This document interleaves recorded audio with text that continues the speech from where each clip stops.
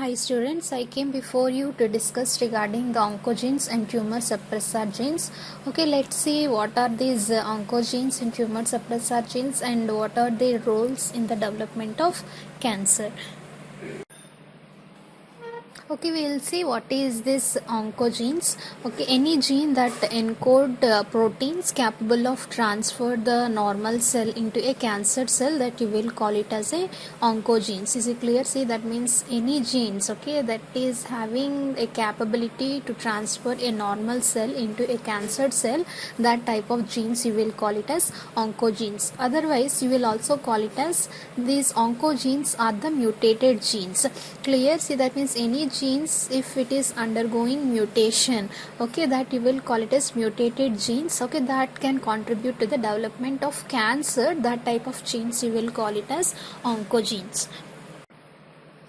Normally, if you see the proto-oncogenes that are normal genes that will be present in an individual, but whenever these proto-oncogenes are mutated or if it is increased in the number by the process known as amplification or due to DNA damage, okay, such as exposure to the carcinogens, okay, because of exposure to the carcinogens, if there is any damage to the DNA, then what happens, whatever the proteins that are going to be produced by these genes, that is whatever the proteins that are going to be produced by these proto-oncogenes, okay, that can affect the growth, proliferation and survival of the cell, okay, generally what happens, and which will be leading to the formation of a malignant tumors. Is it clear? See, that means these are the good genes, that is proto-oncogenes, that is generally present in our body, but once if it is mutated or it is amplified or if there is any damage, definitely this proto-oncogenes will be converted into the oncogenes, which will be leading to the tumors. Before going to discuss regarding the oncogenes, we have to know regarding the proto-oncogenes. Okay, these proto-oncogenes are the normal genes present in everyone's DNA. So these genes are normal in that they play an important role in the normal cell growth and division and are particularly vital for the growth and development of the fetus during the pregnancy. If you see, these genes function as a blueprint that codes for the proteins that triggers cell growth, okay, but whenever that means the problem is going to be arises when these genes are mutated or activated later in the life, that means if they become oncogenes, okay, where they may result in the formation of a cancerous tumors. Okay, if you see the products related to the proto-oncogenes and the oncogenes, okay, we will see what is the difference here.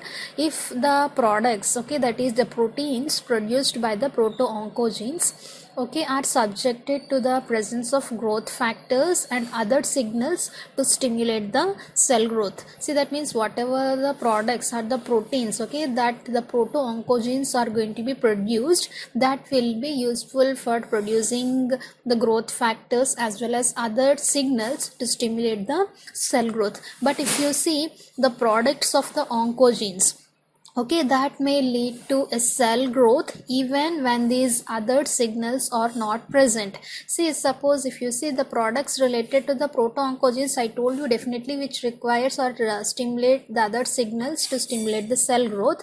But here, if you see the products of the oncogenes, which may stimulate the cell growth even when these other signals are not present, okay, as a result, what happens, the cell begins to increase in increasing in number and which will be leading to a tumors.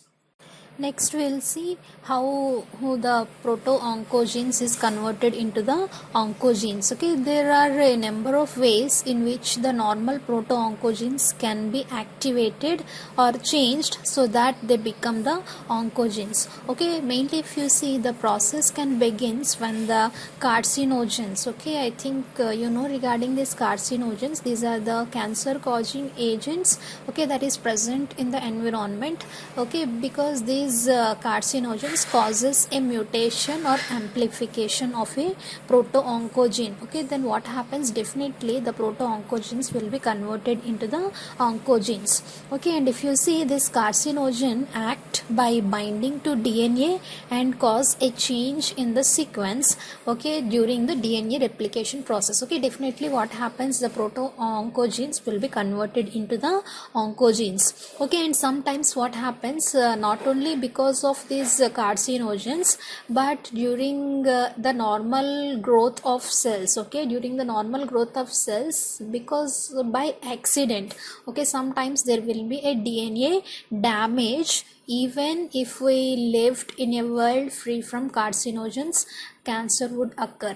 Clear? See, that means if there is no carcinogens, also there is a chance of development of these proto-oncogenes into the oncogenes, that is during the normal cell growth of the cells. Okay, I told you DNA damage occurs even in the absence of the carcinogens. Okay, we'll see how the DNA damage has been occurred in an individual by accident during the process of the cell growth. Okay, there are different methods how the DNA damage is going to be taking place. The first one is the point mutations. Okay, these point mutations are nothing but the changes in a single base or the nucleotide, as well as insertions or deletions in the DNA. Okay, can result in the substitution of a single amino acid in a protein that entirely changes the function. Clear? And during this process of point mutations, definitely what happens, one gene, okay, that will be converted into an oncogene, or whatever the products, okay, that is going to be produced here, definitely which will be leading to the change in function. There may be a chance of causing the cancers. And next one is, that is gene amplifications. Okay, if you see these gene amplifications, that is extra copies of the genes, okay, is going to be result in more of the gene product, okay, being produced or expressed. Clear? See, that means extra copies of the genes is going to be produced or expressed, that you will call it as a gene amplifications. Okay, because of this reason also there is a cause, or there will be a chances of causing damage to the DNA. Okay, next thing how which will be causing the DNA damage is the translocations or the rearrangements.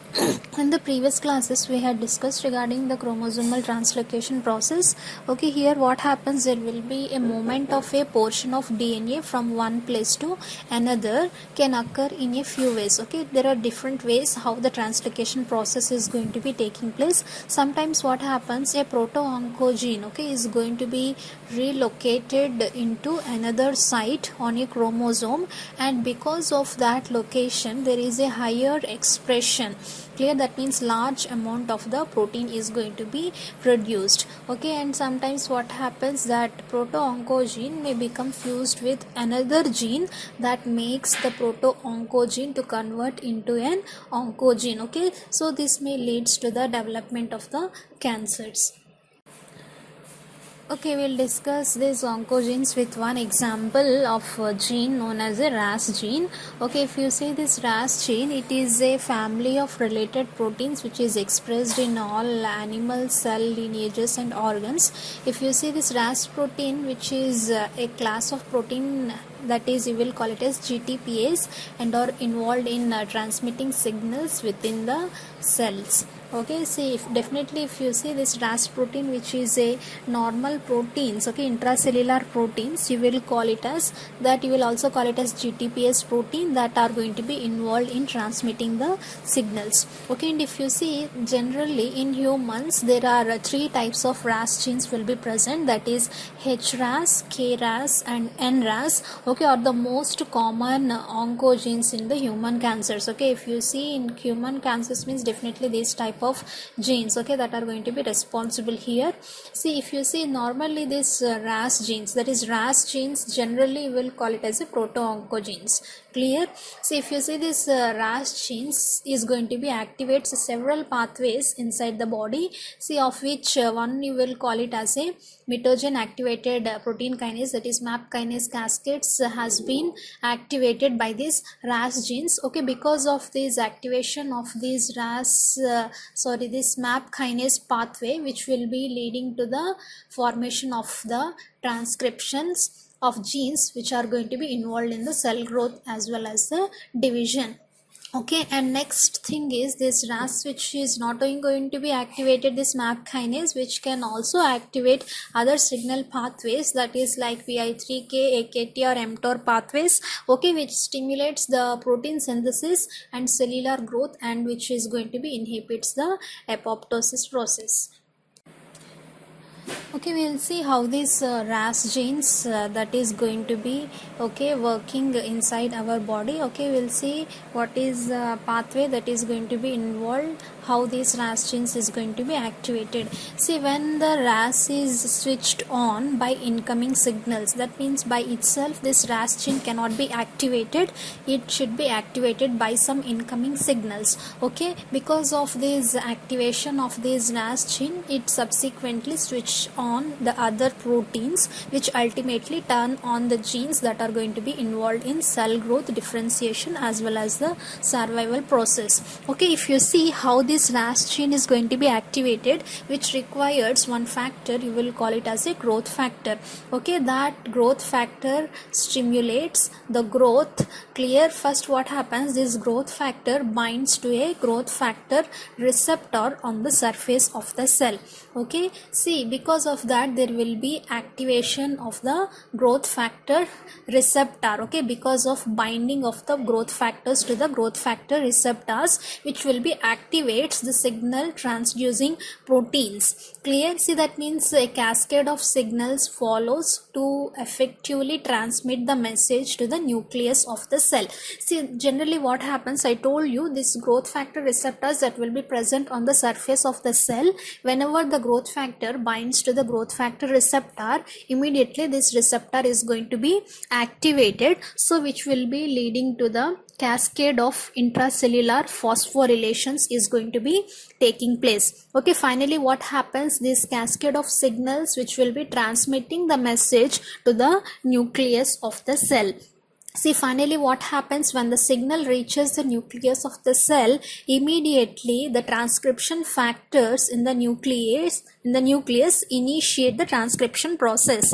So what happens, automatically if the transcription process is activated, the cell cycle proteins are going to be produced, that is CDK cyclin proteins that are going to be produced in the presence of this RAS gene. Okay, so that what happens, because of this type of proteins, okay, definitely this will be going to the cell cycle, that is from G1 phase to the S phase. Okay, see, if you see all these cell cycle proteins, okay, then affect the progression of the cell through the cell cycle.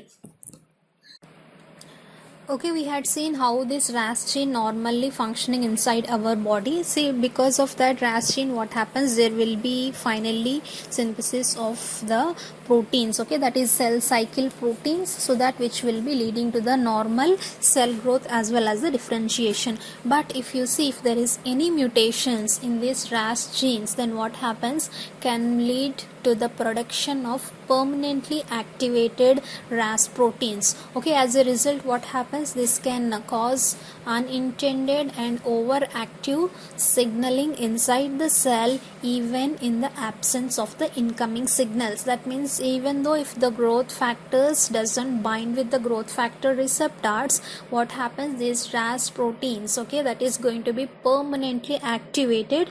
So what happens, which will be leading to the cancers. Okay, and another thing is which will be allowing the cell to bypass the checkpoints. Clear?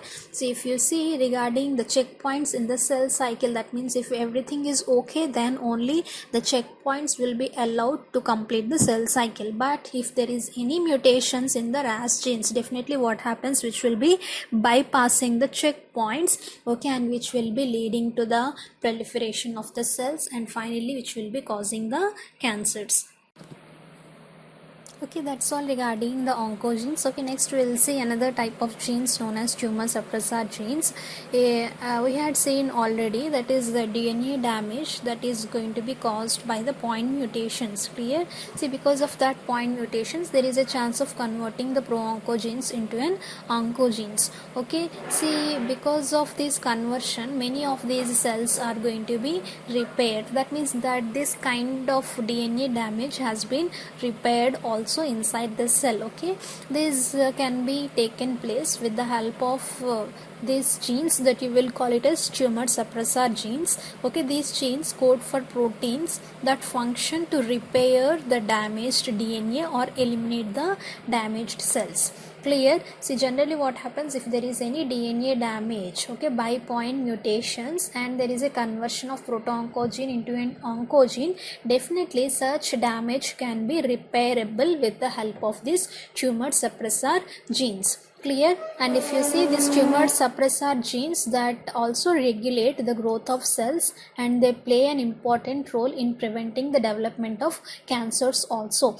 Okay, see, and these proteins reduce the risk of cancer even when oncogene is going to be present. Clear? See, even though if there is an oncogene and if there is a completely working tumor suppressor gene, there is less chances of development of the cancers. But along with the oncogene, if there is a mutations in the tumor suppressor genes, then what happens? The cancer development is very large as abnormal cells and are not repairable and continue to survive instead of undergoing the apoptosis process. Okay, then it will be very dangerous along with the oncogenes. Okay, if there is any mutations to this tumor suppressor genes, then there will be high risk of development of the cancers. Clear? See, but even oncogene is present, and if the tumor suppressor genes are working properly, then there is reduce the risk of cancer development.